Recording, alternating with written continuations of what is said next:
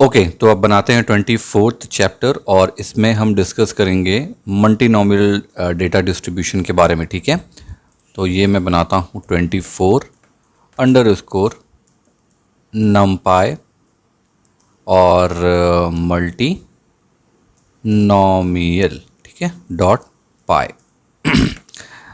तो मल्टीनोमियल क्या है, देखो मल्टीनोमियल बाइनोमियल देखो कितना आपस में जुड़ता हुआ है। ठीक है, तो मल्टीनोमियल क्या है, ये एक तरह का जनरलाइजेशन है किसका, बाइनोमियल का। ठीक है, तो मैं पहले सबसे पहले एक थ्योरी यहाँ लिख देता हूँ, मल्टीनोमियल। ठीक है, डिस्ट लिखता हूँ ताकि डिस्ट्रीब्यूशन कंप्लीट हो जाए। ठीक है, it is a generalisation, LAIZATION।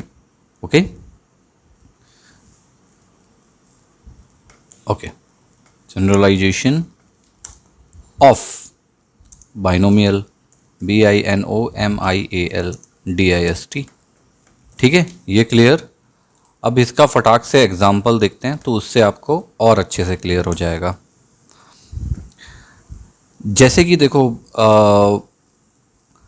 Binomial में क्या होता है, हम दो, है ना, दो सीक्वेंस लेते हैं। ठीक है, मतलब दो सिनेरियो लेते हैं वन बाय वन। जैसे कि एग्जांपल ले लो, जैसे कि किसी पॉपुलेशन का अपन ब्लड टाइप ले लेते हैं।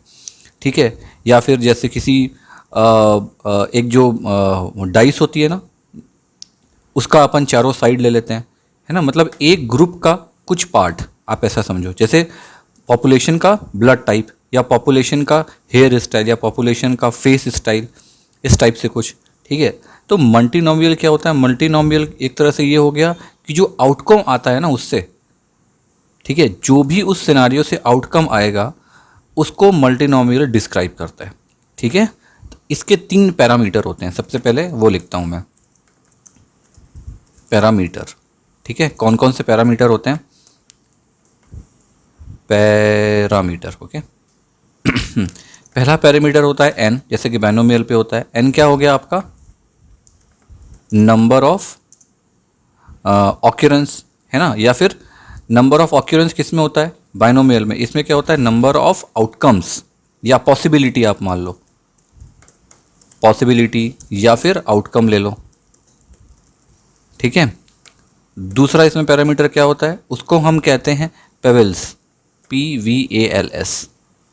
ठीक है, ये क्या होता है, ये एक तरह से होता है जैसे कि पॉसिबिलिटी क्या होगा, नंबर, NUMBER, सॉरी स्पेलिंग गलत हो गई, है ना। पॉसिबिलिटी क्या होगी, पॉसिबिलिटी तो अलग अलग तरीके की हो सकती है ना, 1 2 3 4 5 पॉसिबिलिटी, क्योंकि रैंडमली जनरेट होती है पॉसिबिलिटी, है ना।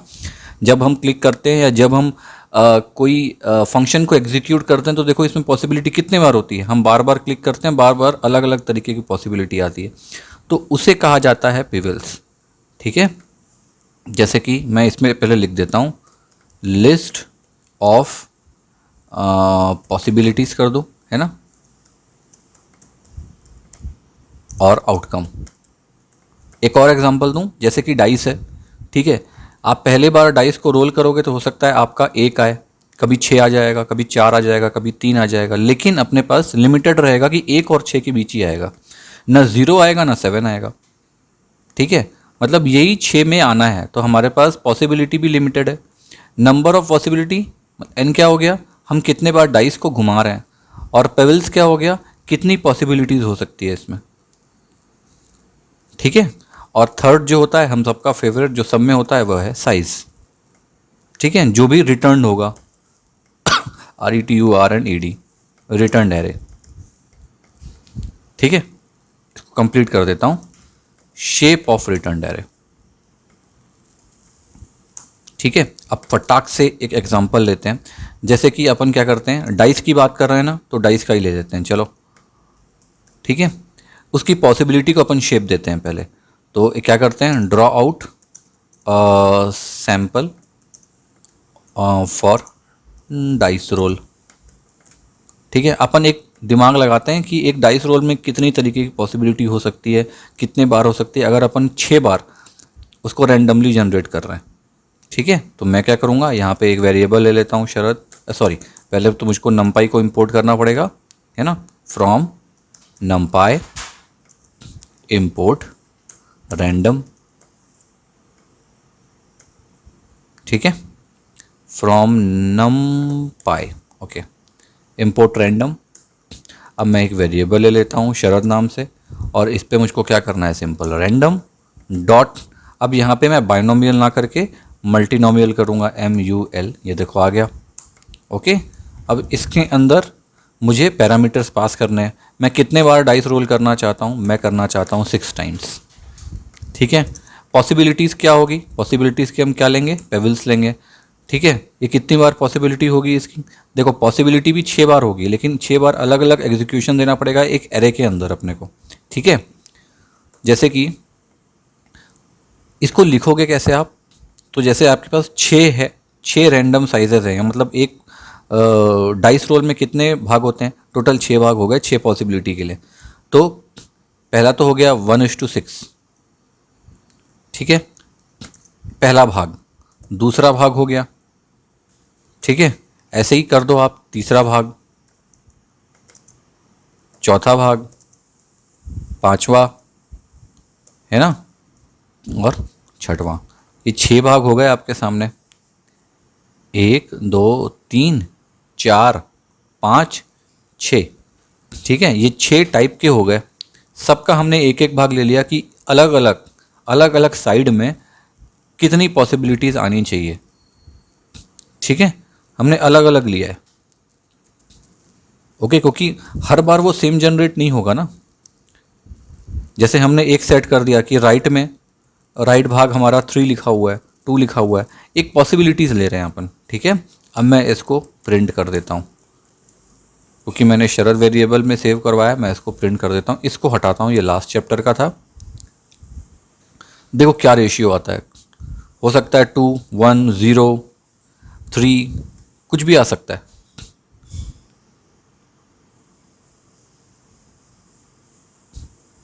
टाइम ले रहा है,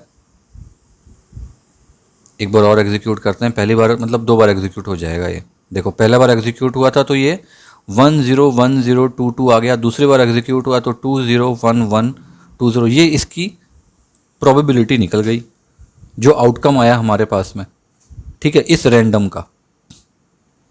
अब एक चीज़ का ध्यान रखना कि जब भी आप ये मल्टीनोमियल सैंपल लोगे ना, ये कभी भी सिंगल वैल्यू प्रोड्यूस नहीं करता है कि आपको एक सिंगल वैल्यू आप प्रोड्यूस कर लिए हो जाएगा, ये हर चीज़ के लिए एक वैल्यू प्रोड्यूस करेगा। इसीलिए देखो मैंने यहाँ पे क्या दिया, बाय 6 दिया, पर पार्ट, ठीक है। ये जो आया है आउटकम, ये पर पार्ट का आउटकम है,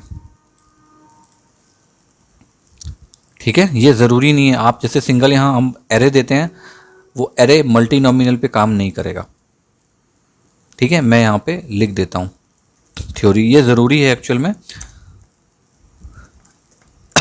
multinomial samples will not produce a single value, ठीक है। यहाँ लिखता हूँ they will produce one value for each possibility. तो पॉसिबिलिटी के लिए मैं पेबल्स कर दूं, है ना, इससे आपको कंफर्म हो जाएगा, ठीक है। और एक चीज़ और ध्यान रखना, जैसे कि मैंने आपको स्टार्टिंग पे ही बताया कि ये बाइनोमियल का जनरलाइजेशन है, ठीक है। मतलब इसकी जो रिप्रेजेंटेशन होगी ना, वो बिल्कुल बाइनोमियल की रिप्रेजेंटेशन ही होगी, बिल्कुल सेम। बस आपको जैसे बाइनोमियल में हमने यहाँ पे ये किया हुआ है, सॉरी गाइज आपको ट्रेन की आवाज़ आई होगी, तो मेरा घर एक्चुअली क्रॉसिंग के पास में है तो बहुत डिस्टर्ब करता है ये, ठीक है। जैसे देखो यहाँ पर हमने बाइनोमियल का लिया ना, डिस्ट प्लॉट रैंडम सेम साइज, ये सब जो लिया ना, बिल्कुल आप सेम मल्टीनोमियल के भी करोगे, ठीक है। मैं यहाँ उसको करके नहीं दिखा रहा हूँ, वो आपका होमवर्क है। होता क्या है ना कि इसका रिप्रेजेंटेशन बिल्कुल सेम होता है, लेकिन पॉसिबिलिटी ईच सेगमेंट पे होती है ना, तो इसलिए हम इसमें ज़्यादातर विजुअलाइजेशन का यूज़ नहीं करते हैं, ठीक है। इस चीज़ का ध्यान रखना, कभी भी आपको मल्टीनोमियल को कोई विजुलाइज करने के लिए नहीं बोलेगा, क्योंकि आप उससे कुछ चेक नहीं कर पाओगे, क्योंकि हर एक ईच वैल्यू का अलग से इसने पहले ही बता दिया है। तो वो तो हर बार चेंज होती रहेगी, जितनी बार आप डाइस चेंज करोगे, जितनी बार आप प्रोग्राम को एग्जीक्यूट करोगे। ठीक है, तो आई थिंक आपको ये क्लियर हो गया होगा मल्टीनोमियल।